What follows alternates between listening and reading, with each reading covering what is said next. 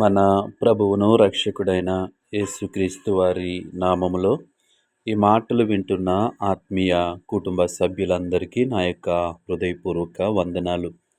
ఈరోజు నా కోసం ఆత్మీయ కార్యక్రమానికి మిమ్మల్ని అందరినీ ప్రేమపూర్వకంగా ఆహ్వానిస్తూ ఉన్నాను. చిన్న ప్రార్థన చేసుకుని ఈ దిన వాక్యాన్ని ధ్యానము చేద్దాం. పరిశుద్ధ ప్రేమగల తండ్రి, గొప్ప దేవుడా, కనికరము గల దేవ, కృపగల దేవ, నీకు వందనాలు, వేలాది స్తోత్రాలు ప్రభువా. నీ కనికరాన్ని బట్టి, నీ కృపను బట్టి ఇంతవరకు మమ్మల్ని సజీవులుగా ఉంచావు. అందుని బట్టి నీకు వందనాలు. ఈ సమయంలో నీ మాటలు వినటానికి ఆశ కలిగి ఉంటుండగా ఉదయకాల సమయంలో నీ వాక్యం ద్వారా మాతో మాట్లాడమని యేసు నామములో అడిగి వేడుకుంటున్నాము పరమ తండ్రి. ఆమేన్. ఈరోజు దేవుని వాక్యము పేతురు రాసిన మొదటి పత్రిక 3వ అధ్యాయము 13వ వచనము. మీరు మంచి విషయములలో ఆసక్తి గలవారైతే మీకు హాని చేయు వాడెవడు.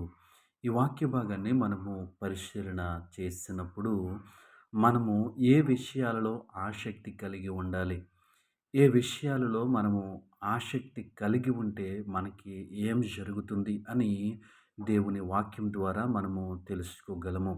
అయితే ఈరోజు ఈ వాక్యం వింటున్న మనము ఏ విషయాల పట్ల ఆసక్తి కలిగి ఉన్నాం, ఏ విషయాల పట్ల మనము శ్రద్ధ చూపిస్తున్నామని మనము గమనించే వారిగా ఉండాలి. దేవుని వాక్యం సెలవిస్తూ ఉంది, మీరు మంచి విషయములలో ఆసక్తి గలవారైతే. ఈరోజు ఈ మాటలు వింటున్న మనము ఏ విషయాలలో ఆసక్తి చూపిస్తూ ఉన్నాం, ఏ విషయాల పట్ల శ్రద్ధ కలిగి ఉన్నాము అనేది మనము గమనించాలి. మనము కనుక మంచి విషయాలలో ఆసక్తి కలిగి ఉంటే మనకు హాని చేసేవాడెవడు ఉండడు అని దేవుని వాక్యము సెలవిస్తూ ఉంది. ఈ వాక్యం వింటున్న మనము ఏ విషయములలో ఆసక్తి చూపిస్తూ ఉన్నాం, నిజముగా మంచి విషయములపైన మనము ఆసక్తి చూపిస్తూ ఉన్నామా? మంచి విషయములు అనగా దేవుని యొక్క మాట ప్రకారము మనము జీవించటం. ఈ లోకంలో అనేక మంచి పనులు ఉన్నప్పటికీ ఆ పనులు మనం చేసేటప్పుడు దేవుని వాక్యమును బట్టి చేసేవారిగా ఉండాలి. దేవుని మాట ప్రకారము చేసేవారిగా ఉండాలి. ఆయా పరిస్థితులను బట్టి మంచి అనేది మారిపోతూ ఉంటుంది. కానీ దేవుని వాక్యము నిత్యము నిలిచేటువంటిది. మనము దేవుని వాక్యము విషయములో ఆసక్తి కలిగి ఉన్నట్లయితే మనకు హాని చేసేవారెవరు లేరు అని మనము గ్రహించగలము. బైబిల్ గ్రంథంలో మనము పరిశీలన చేసినట్లయితే ఆ యొక్క షద్రక్, మేషక్, అబేద్నెగోలు వారి జీవితంలో మనం చూసినప్పుడు దేవుని పట్ల వాళ్ళు ఆసక్తి కలిగి ఉన్నారు. దేవుని పట్ల వారు ఆసక్తి కలిగి ఉండటం వల్ల వారికి శ్రమ సంభవించింది. ఆ శ్రమ సంభవించినప్పుడు ఆ యొక్క రాజు వారికి ఏం చేయాలనుకున్నాడు? కీడు చేయాలనుకున్నాడు, హాని చేయాలనుకున్నాడు. కానీ దేవుడు ఏం చేశాడు?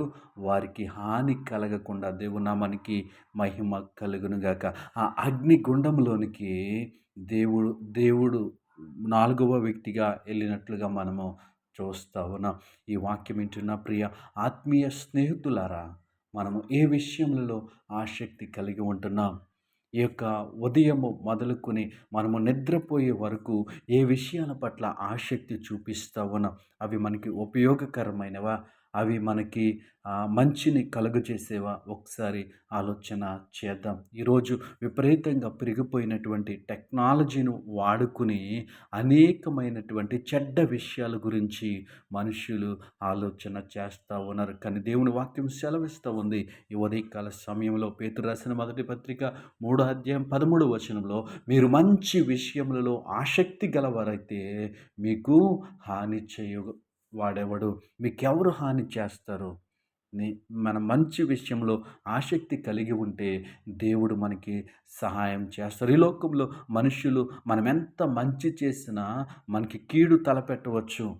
మనం ఎంత మంచి విషయాల పట్ల ఇతరులకు బోధించిన మనుషులు మనకి కీడు చేయటానికి ప్రయత్నించవచ్చు, హాని చేయటానికి ప్రయత్నించవచ్చు. కానీ ఆ హానిని తొలగించేది, ఆ కీడును తొలగించేది మన దేవుడు. ఆయనే మనకి సహాయకుడు. కాబట్టి ఉదయకాల సమయంలో ఈ వాక్యం విన్నటువంటి మనము మంచి విషయములలో ఆసక్తి కలిగి ముందుకు సాగుదాం. అట్టి కృప దేవుడు మనకి అనుగ్రహించునుగాక. ఆమేన్.